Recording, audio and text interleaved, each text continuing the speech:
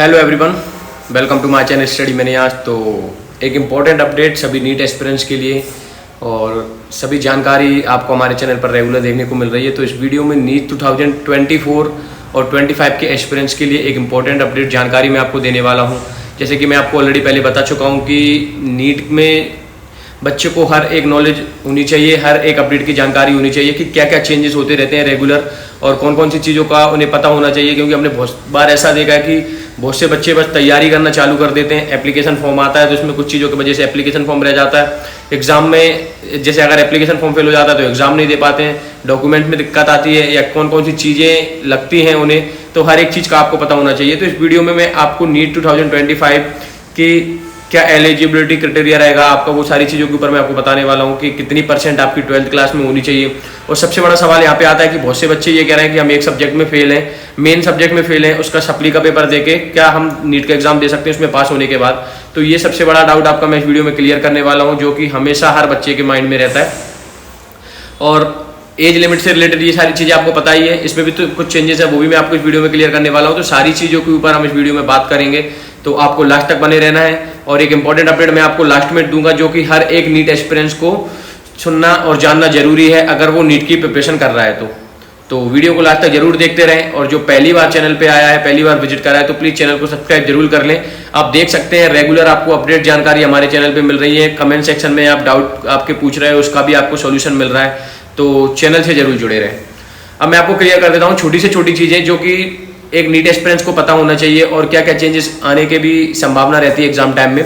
पहली चीज़ तो डॉक्यूमेंट, सारे डॉक्यूमेंट अपडेटेड आपके होने चाहिए अगर आप नीट की तैयारी कर रहे हैं तो। और डॉक्यूमेंट में कोई मिस्टेक ना हो नाम में, जैसे कि 10th 12th क्लास में आपके जो नाम है, आधार कार्ड में आपका जो नाम है वो सेम होना चाहिए, फादर का नाम सेम होना चाहिए, मदर का नाम सेम होना चाहिए, पहली चीज़।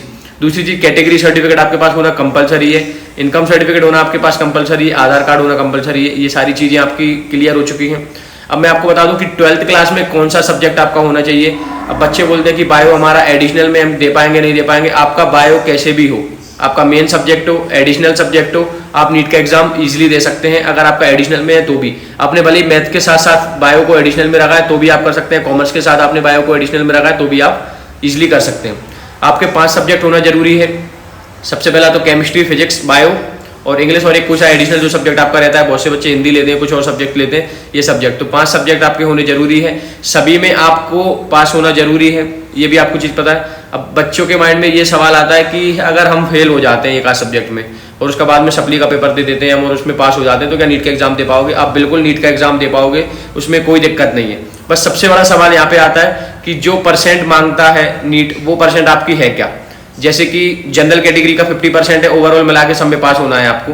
जैसे कि हर एक सब्जेक्ट में आप पास हो गए हो, उसकी फिर परसेंट बाद में मिलाएंगे, तो उसकी अगर आपकी 50% है तो आप नीट का एग्जाम दे सकते हो। और अगर उससे कम है आपकी, भले ही आप पहले भी सारे सब्जेक्ट में पास हो लेकिन आपकी 50% नहीं हो पा रही है, जनरल कैटेगरी की बात कर रहा हूँ मैं, तो भी आप नीट का एग्जाम नहीं दे पाएंगे।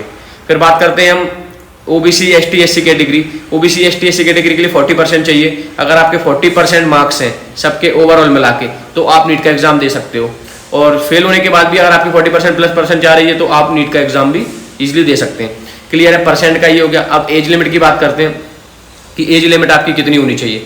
तो एज लिमिट में बच्चे कंफ्यूज हो जाते हैं कि 17 ईयर हम एग्जाम तक हूँ या एप्लीकेशन फॉर्म फिल करें तब तक हूँ। गाइस, साल के लास्ट तक होना आपका जरूरी है। जैसे नीट 2025 का एग्जाम देंगे आप, तो 25 का जो दिसंबर का महीना होगा उसकी 31 तारीख होगी, उसमें आप 30 तारीख दिसंबर की 30 तारीख तक अगर आप 17 साल के हो जाते हो तो आप नीट का एग्जाम ईजिली दे सकते हो। तो ये लोअर एज लिमिट ही सेट है, अपर एज लिमिट का अभी तक कुछ भी नहीं हुआ है। सुप्रीम कोर्ट में केस चल रहा है, ये वर्षों से चलता आ रहा है और आगे भी शायद चलता रहेगा। तो अपर एज लिमिट सेट नहीं है तो टोटल अटेम्प्ट भी सेट नहीं है। आप कितने भी साल के हो नीट का एग्जाम आप दे सकते हो, ये चीज़ भी क्लियर है। तो यही चीज़ें इंपॉर्टेंट रहती हैं आपकी। अब बात करते हैं हम कि मेन डॉक्यूमेंट्स आपके कौन कौन से रहते हैं। जैसे कि एक ईमेल आपकी होना जरूरी है, जो कि आपको एग्जाम देने से लेके आपका रिजल्ट आ जाए, आपकी एमबीबीएस हो जाए तब तक होना चाहिए। एक वैलिड फ़ोन नंबर जो भी आपका कंटिन्यू चलना चाहिए, क्योंकि उस पर एनटीए के द्वारा, नीट के जो एनएमसी द्वारा ये सारी अपडेट जानकारी आपकी रेगुलर आती रहती है। जो कुछ भी चेंजेस होते हैं उसकी जानकारी आपको वहाँ पे मिलती रहेगी। क्लियर है, ये हर एक चीज़ मैंने आपको यहाँ पे क्लियर कर दी है। और अगर आपको कोई डाउट है तो आप कमेंट सेक्शन में मेरे से पूछ सकते हैं कि नीट 2025 में कुछ और चेंजेस, सब्जेक्ट के चेंजेस। अब बच्चों का कहना है, जो इंपॉर्टेंट चीज़ मैं आपको बता रहा था वो ये थी कि बच्चे ये बोलते हैं अगर हमारी 1% कम है, जैसे मान लो कि जनरल कैटेगरी है, जनरल कैटेगरी को 50% चाहिए और उसकी अगर 49% आ रही है कैसे भी करके, तो अब प्रैक्टिकल्स के मार्क्स भी ऐड होते हैं नहीं होते गाइस, पूरा टोटल ओवरऑल आपके जितने मार्क्स आए उसके बाद अगर आप परसेंट निकालोगे वो 50% होनी चाहिए आपकी। जरूरी नहीं है कि रिटर्न थ्योरी का 50% अकेला आए या फिर प्रैक्टिकल के मार्क्स हटा के, आपके ओवरऑल पूरे सब्जेक्ट के मार्क्स मिला के उसके बाद 50% आनी चाहिए। और बच्चे कहते हैं कि 1% कम है तो क्या उससे दिक्कत आएगी, उससे 100% दिक्कत आएगी। अगर आपकी 50% मैच नहीं कर रही है तो आपको एडमिशन नहीं मिलेगा, आप एग्जाम नहीं दे पाएंगे, ये चीज़ याद रखना आप। अगर 1% भी कम है, अब उसके लिए क्या करें, ये सॉल्यूशन बच्चे मांगते हैं कि अब हमें दोबारा से 12th करनी पड़ेगी क्या।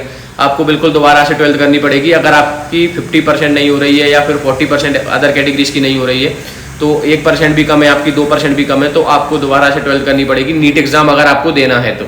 क्लियर है, ये सारे डाउट आपके मैंने इस वीडियो में क्लियर कर दे हैं। अगर आपको कोई और प्रॉब्लम है और कुछ डाउट है आपको तो आप कमेंट सेक्शन में पूछ सकते हैं, उसका सॉल्यूशन मैं आपको यहाँ पे दे दूंगा। तो वीडियो को शेयर करना बिल्कुल ना भूलें, चैनल से जुड़े रहें, ऐसी जानकारी अपडेट आपको रेगुलर हमारे चैनल पे देखने को मिलती रहेगी। Thank you.